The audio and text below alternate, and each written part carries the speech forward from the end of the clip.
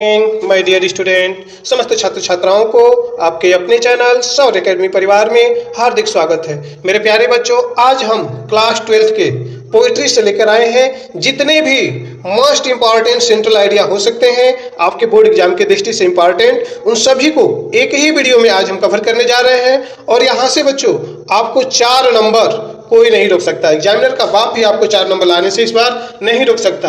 आज मैं जो पोएम की आज सेंट्रल आइडिया बताने जा रहा हूँ आपको, ये सभी आपके बोर्ड एग्जाम में आए हुए हैं प्रीवियस ईयर्स में, और इस साल भी आने के 99% गारंटी है यही आएंगे ही।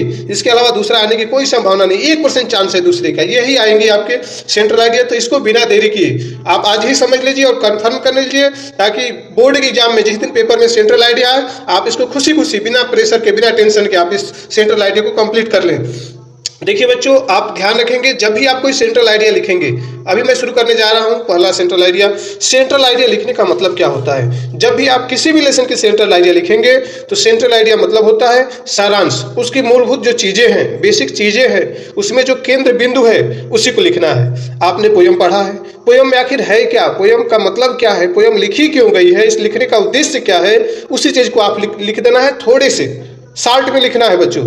कोई भी पोयम आप पढ़े हैं, आपको ये चीजें याद होंगी, नहीं याद है तो आप एक बार इसको दोहरा लीजिए पोयम को, उसी का सारांश लिख दीजिए, वही सेंट्रल आइडिया बन जाता है। अगर सिंपल भाषा में बोले तो थीम, जो किसी भी पोयम की थीम है वही उसकी सेंट्रल आइडिया है। बेसिक चीजें जो है समरी उसकी, उसी को लिखना होता है। आप चाहे तो अपने छोटे छोटे टुकड़ों में करके सेंटेंसों में आसान शब्दों में उसको लिख सकते हैं, ठीक है बच्चों। और यहाँ पर भी आपके लिए बहुत ही साधारण शब्दों में मैंने बताया है और उसको समझाने का भी प्रयास किया है। फुल हिंदी में उसको मैं समझाने जा रहा हूं, ताकि यदि आप उसको समझ लिए तो अपने मन से भी बना के आप लिख सकते हैं, ठीक है बच्चों। तो शुरू करते हैं। लेसन पहला जो है आपका पोइट्री का, माई मदर एट 66। ये बहुत ही इंपॉर्टेंट है बच्चों, बोर्ड एग्जाम के दृष्टि से बार बार ये आता रहता है, तो पहले नंबर पे मैंने इसी को रखा है। चलिए देखते हैं इसकी सेंट्रल आइडिया। इसकी सेंट्रल आइडिया हो जाएगी बच्चों, सेंट्रल आइडिया देखिए, the poem my mother at 66। The poem यानी कविता, माई मदर एट 66, ये कविता का नाम है, मेरी माता 66 वर्ष की। इज कंपोज बाई, रचित है बाई कमला दास, कमला दास के द्वारा। हर लेसन में जो भी पोयम लिखेंगे सेंट्रल आइडिया, उसमें सबसे पहला पॉइंट यही लिखने वाले हैं आप, द पोयम, फिर पोयम का नाम लिखेंगे, उसके बाद कंपोज्ड बाई, और जो उसके पोइट्रेस या पोइट रहेंगे उसका नाम लिख देंगे। एक लाइन क्लियर। सभी पोयम का नाम याद रखिए और उसके पोइट्रेस या पोइट का नाम याद रखेंगे, इतना तो आपको करना ही पड़ेगा, ठीक है। समझ में आया बच्चों? The poem my mother at 66 is composed by Kamala Das. जो कविता है माई मदर एट 66, यह कमला दास के द्वारा रची गई है। सी स्टार्ट जर्नी, वह यात्रा करती हैं, विथ हर मदर, अपनी माता के साथ, टू कोचिन, कोचिन के लिए जा रही हैं, on the morning of last Friday, शुक्रवार के दिन सुबह में अपनी माता के साथ कहाँ जा रही है वो? कोचिन जा रही हैं। कोची जगह है बच्चों, ध्यान देना, कोचिंग मत समझ लेना, कोचिन जगह है ये, ठीक है। The poet notice her mother, कवित्री अपनी माता को ध्यान देती हैं, सिटिंग बिसाइड हर, जो उनके बगल में बैठी हुई हैं, बिसाइड मीन्स बगल में, हर मीन्स उनके बगल में बैठी हुई हैं, हु वाज डॉजिंग, डॉजिंग मतलब ऊँघना, जम्हाई लेना, हल्की नींद लेना, एंड ओपन माउथ, अपने मुंह को खोले हुए हैं, एंड हर फेस एक्स, और उनके चेहरे को देख रही हैं, कलरलेस, रंगहीन दिख रहे हैं, उदास दिख रहे हैं, लाइक एस, जैसे कि कोई राख हो या मृतक चेहरा हो, एंड कॉर्प्स, लाश हो, कॉर्प्स में होता है बच्चों लाश, जैसे लाश हो या राख के समान दिख रहा है। एट दैट, उस समय, द पोएट रियलाइज, कवित्री महसूस करती हैं, दैट हर मदर हैड ग्रीव ओल्ड, उनकी माता बूढ़ी हो गई हैं, बट सून, लेकिन शीघ्र ही, सेपरेट दोज थॉट, इन विचारों को भगा देती हैं, अलग कर देती हैं, एंड आउटसाइड देयर सीम्ड, और वो बाहर की तरफ देखने लगती हैं, यंग ग्रीन ट्री, छोटे छोटे जो हरे पेड़ पौधे हैं उन्हें देखने लगती हैं, इंजॉइंग चिल्ड्रेन, और जो आनंद उठा रहे हैं छोटे छोटे बच्चे, छोटे छोटे पेड़ पौधे, उन्हें देखने लगती हैं। देन, तब, रीच्ड एयरपोर्ट्स, तब वह एयरपोर्ट पे पहुंच जाती हैं, एंड स्टैंडिंग फार, और दूर खड़ी हो जाती हैं, लुक्ड हर मदर, अपनी माता को देखती हैं, फाउंड वेन, और जिनका चेहरा उदास है, कलरलेस, रंग विहीन है, लाइक विंटर मून्स, ऐसे लगता है जैसे शीत ऋतु के चांद हो, एंड ओल्ड पेन, और जो पुराने दर्द होते हैं, एंड चाइल्डहुड फियर्स रिटर्न, और बचपन के जो डर होते हैं वो वापस लौट आते हैं। बट द पोएट सेड, लेकिन कवित्री कहती हैं, टू मीट सून, कि शीघ्र ही मिलेंगे, and while parting continuously smile, और जाते हुए मुस्कुराती हैं, ठीक है बच्चों। ये सारांश का हिंदी अनुवाद है। आप इसको समझ सकते हैं। आप चाहें तो अपनी इच्छा अनुसार अपने वर्डों को आप जोड़ सकते हैं, जहां आपकी वर्ड मीनिंग अच्छी हो उसके हिसाब से आप लिख सकते हैं। कहानी में यही होता है कि कमला दास अपनी माता के साथ एयरपोर्ट कोची के लिए जाती हैं। साथ में बगल में मम्मी बैठी हुई है। उनको जब देखती हैं तो सोई हुई हल्की नींद में होती हैं, मुंह को खोले हुए होते, तो उनको देख के इनको लगता है कि माँ मेरी सच में बुढ़ी हो गई है, ज़्यादा दिनों की मेहमान नहीं है और कुछ ही दिनों में ये इसकी डेथ हो जाएगी। हो सकता है मैं उधर से आऊँ तो फिर माँ से मुलाकात न हो पाए, इस हालत में मेरी माँ है। उन सब चीज़ों को सोचती हैं, फिर बचपन के दिनों को याद करती हैं और लास्ट में एयरपोर्ट पे जाकर वहाँ से बाय मम्मी कह के मुस्कुराते हुए जाती हैं, क्योंकि यदि वो दुखी दिखेंगी तो उनकी माँ को भी दुख होगा, इसलिए वो मजबूरी में मुस्कुराती हैं। उम्मीद है आपको समझ में आया होगा बच्चों। आगे चलते हैं नेक्स्ट पोएम पे। देखिए लेसन 2 जो है, an elementary classroom in slum.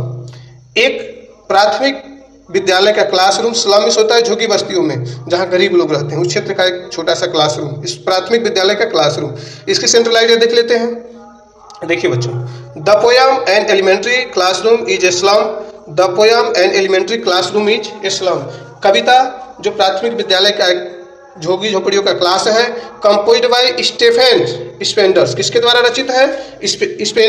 Stephen Spender के द्वारा रचित है। आप इसको याद रखेंगे नाम को।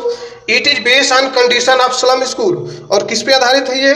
जो झुग्गी बस्तियों में स्कूल होते हैं उनकी कंडीशन पे, स्थितियों पे आधारित है।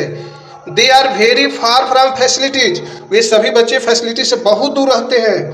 They are totally uncared and ignore. उन्हें पूरी तरह से ध्यान नहीं दिया जाता। And ignore their growth. और उनके विकास को इग्नोर कर दिया जाता है, नहीं देखा जाता है। In unviolence due to lack of necessary elements in their body. और उनके शरीर में जो आवश्यक चीजें हैं वो अनवायलेंस होती है, अनसंतुलित होती हैं। They are the follower of their parentals disease. और वे अपने माता पिता के जो पैतृक बीमारियां होती हैं उनके फॉलोअर होते हैं, उन्हीं को प्राप्त करते हैं, अनुसरण करते हैं। दे ड्रीम ऑफ फ्यूचर। वो भविष्य के सपने तो देखते हैं, देयर फ्यूचर लाक, लेकिन उनका जो भविष्य है वो लाक है, बंद है। ठीक है, छोटा सा है, इसको भी आप समझ लेंगे। नेक्स्ट पे चलते हैं। लेसन 3 जो है, कीपिंग क्वाइट। पाब्लो नेरुदा द्वारा लिखा गया सेंट्रल आइडिया मोस्ट इंपॉर्टेंट है ये। आप इसको लिख सकते हैं VVI, मस्ट इंपॉर्टेंट, आपके बोर्ड एग्जाम की दृष्टि से। ये भी आने वाली सेंट्रल आइडिया है बच्चों, बार बार आती रहती है, इसको आपको याद कर लेना चाहिए। देखते हैं। The poem keeping quiet is composed bye Pablo Neruda. जो कविता है कीपिंग क्वाइट, शांत रहना, यह पाब्लो नेरुदा के द्वारा रची गई है। सी सजेस्ट दैट, वह सुझाव देती हैं कि शी वुड काउंट टू 12, वह 12 तक गिनेंगी। एंड एवरीबॉडी स्टिल, और प्रत्येक व्यक्ति शांत रहेगा। वह 12 तक गिनेंगी और हर व्यक्ति शांत रहेगा। This technique of the poet, और यह जो टेक्निक है पोएट की, तकनीकी है कवित्री की, relate to way of meditations, relaxations and introspections. यह जो रास्ता है उनका ध्यान का, शांति का, इंस्पायरेशन का, this process give benefit to all the creatures live. सभी जीवधारियों के, प्राणियों के लिए यह बहुत लाभदायक है। Life is given for purpose to be fulfilled. जिस उद्देश्य के लिए यह जीवन है उस उद्देश्य की पूर्ति हो। आप we give time to ourselves, हमें अपने लिए भी समय देना चाहिए, अपने शरीर के लिए, अपने आप के लिए। वी कैन रिकॉग्नाइज आवरसेल्फ, हम अपने आप को पहचान सकते हैं। We should never threats ourselves with any fears, हम किसी डर से या भय से भयभीत नहीं होते। The earth can teach a motivation for life to a live, जीने के लिए शायद पृथ्वी या प्रकृति है हमें कुछ सिखा सकती है। मेरे प्यारे बच्चों, इस पोयम में बताया गया है कि कवित्री का मानना है कि यह भाग दौड़ भरी जिंदगी है, लोग यहाँ दौड़ भाग कर रहे हैं, इतना व्यस्त है लोग कि अपने बारे में नहीं सोच पा रहे हैं। तो थोड़ा सा टाइम निकाल के, जैसे बोल रही कि मैं 12 तक गिनूंगी, कल्पना करें कि अगर मैं 12 तक गिनूं और पूरी दुनिया कुछ पल के लिए शांत हो जाए और शांत होकर अपने बारे में सोचे कि मैं किस लिए इस धरती पे हूँ, मेरा उद्देश्य क्या है, आने का मकसद क्या है, मैं कर क्या रहा हूँ, जो कर रहा हूँ क्या वो सही है या मैं गलत डायरेक्शन में जा रहा हूँ। इन सब चीज़ों के बारे में सोचने के लिए, अपने आप के भविष्य के बारे में सोचने के लिए और वर्तमान की स्थिति के बारे में सोचने के लिए वो कीपिंग क्वाइट यानी शांत होने को बोल रही हैं। नेक्स्ट पे चलते हैं। अगला लेसन है 4, ए थिंग्स ऑफ ब्यूटी, एक सुंदरता की वस्तु। जॉन कीट्स के द्वारा लिखा गया है ये सेंट्रल आइडिया। ये भी मोस्ट इंपॉर्टेंट है, VVI, बार बार आता रहता है ये। देखते हैं सेंट्रल आइडिया को। The poem A things of beauty is composed bye famous romantic poet John Keats. जो पोयम है ए थिंग्स ऑफ ब्यूटी यानी सुंदरता की वस्तु, इज कंपोज्ड, यह कंपोज्ड की गई है, रची गई है, बाय फेमस रोमांटिक पोएट, जो प्रसिद्ध रोमांटिक कवि हैं जॉन कीट्स के द्वारा। ही सेड दैट, वह कहते हैं कि ए थिंग्स ऑफ ब्यूटी, जो सुंदरता की वस्तु होती है, गिव ए जॉय फॉरएवर, वह हमेशा हमें सुंदरता या प्रसन्नता ही देती है, हमेशा हमें प्रसन्नता देती है।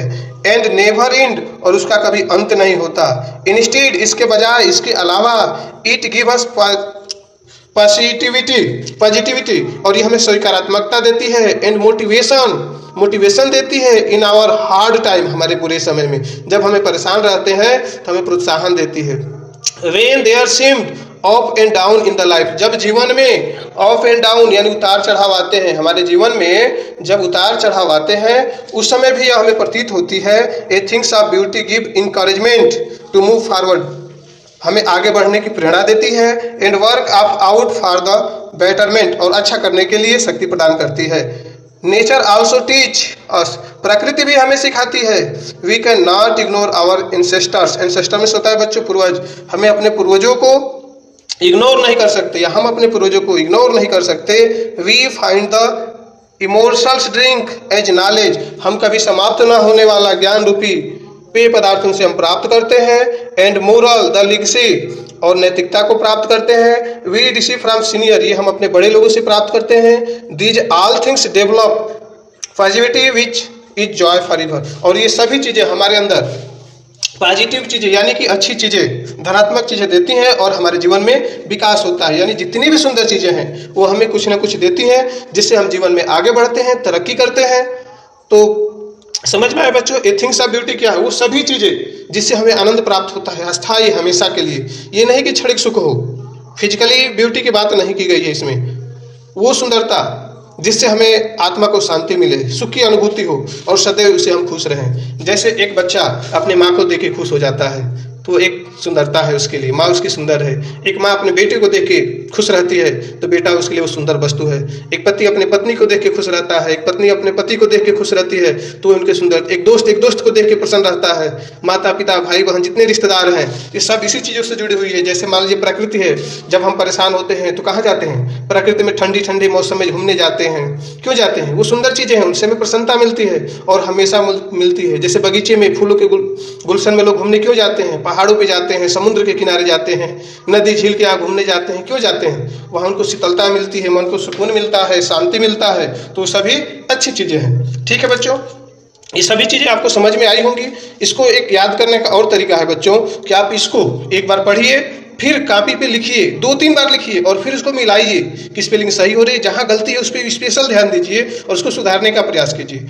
अगर आपको कहीं हार्ड लग रहा है कोई सेंटेंस तो उसकी जगह पे आप अपने हिसाब से सेंटेंस जोड़ लीजिए। मीनिंग अच्छी तरह कहानी की तरह आनी चाहिए। ठीक है, यही समझी होती है। जरूरी नहीं कि जो मैं वर्ड बता रहा हूँ वही वर्ड आप भी याद करें।